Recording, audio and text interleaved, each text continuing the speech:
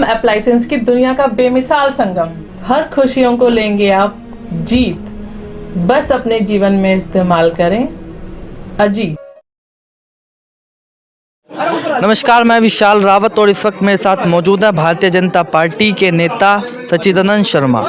शर्मा जी, स्वागत है आपका सिटी न्यूज़ चैनल में। आज आपने प्रेस वार्ता रखी है जिसमें आपने बताया कि भारतीय जनता पार्टी के अंदर परिवारवाद चल रहा है। ऐसा क्यों लगता है आपको कि भारतीय जनता पार्टी के अंदर परिवारवाद चल रहा है? देखिए, मुझे ऐसा इसलिए लगता है कि भारतीय जनता पार्टी ने जिस तरह से आम कार्यकर्ताओं को ये विश्वास दिलाया था और तमाम चैनलों के माध्यम से और तमाम अखबारों के माध्यम से एक कार्यकर्ता के अंदर एक नई ऊर्जा थी कि जो है पुराने चेहरों को परिवर्तित करके नए लोगों को और जो पार्टी में बहुत दिनों से काम कर रहे हैं उन लोगों को अवसर दिया जाएगा। तो ऐसा नहीं हुआ। एक एक व्यक्ति को 3-3, 4-4 बार रिपीट करना, ये तो परिवारवाद से भी ज़्यादा घातक है।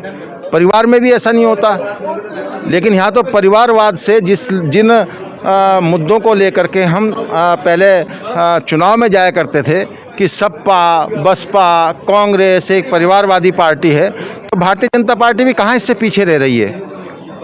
तो ये आपने सबने देखा है, उन्हीं लोगों को रिपीट करना जिनकी जनता में स्वीकार्यता नहीं है। मैं मोदी जी और योगी जी तक अपनी बात पहुंचाना चाहता हूं कि कहीं ना कहीं इसमें भविष्य में आप लोग इसमें संशोधन करें।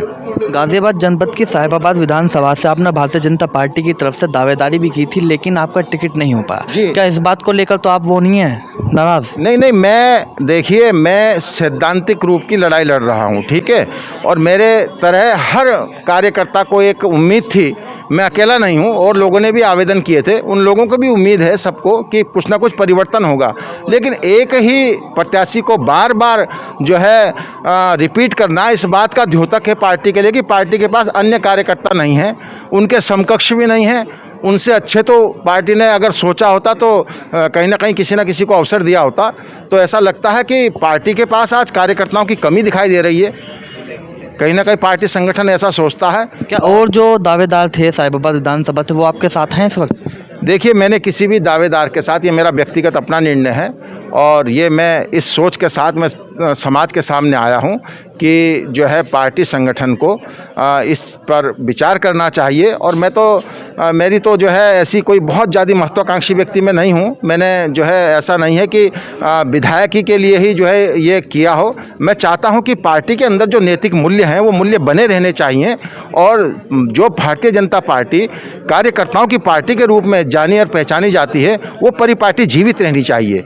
किसी व्यक्ति विशेष का पार्टी के ऊपर अधिकार नहीं होना चाहिए। इससे तमाम कार्यकर्ताओं में बहुत बुरा संदेश गया है और उसी बात को लेकर के, उसी आक्रोश को लेकर के, ये मेरी अकेले की पीड़ा नहीं है, साहिबाबाद विधानसभा के हर कार्यकर्ता की पीड़ा है। उस पीड़ा को लेकर के मैं पार्टी संगठन को ये बताना चाहता हूं कि आपके पास कार्यकर्ताओं की कमी नहीं है, नेतृत्व की कमी नहीं है। बहुत प्रबुद्ध लोग हमारी भारतीय जनता पार्टी में हैं।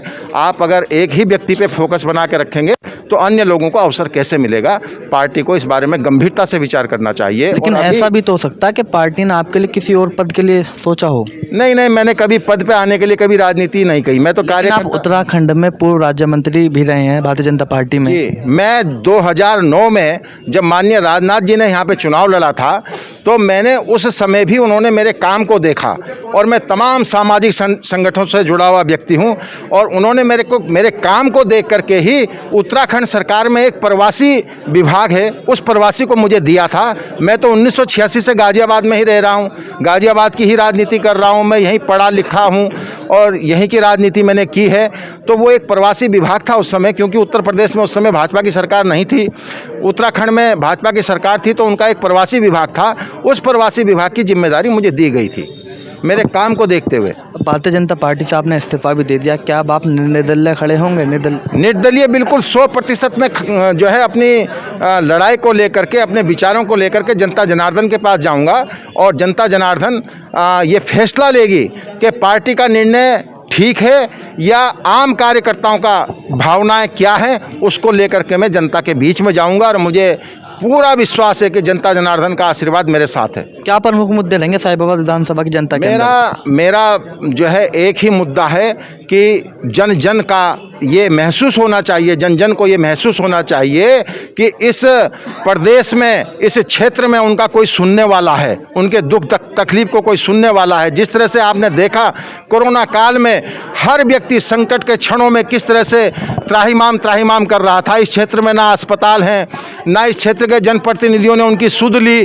तो कहीं ना कहीं, और मैंने कोरोना काल में, मैं ये अपनी प्रशंसा के लिए नहीं कह रहा हूँ, आप पूरे जो है समाज में जाकर के देखिए, जनता के पास जाकर के देखिए, मैंने पूरे कोरोना काल में जहाँ से भी पुकार आई, मैंने जन जन की सेवा करने का प्रयास किया।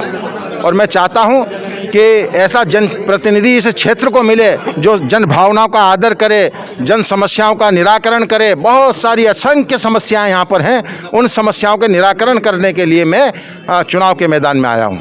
ये थे हमारे साथ सच्चिदानंद पोखरियाल। गाजियाबाद से सिटी न्यूज़ के लिए विशाल रावत की रिपोर्ट।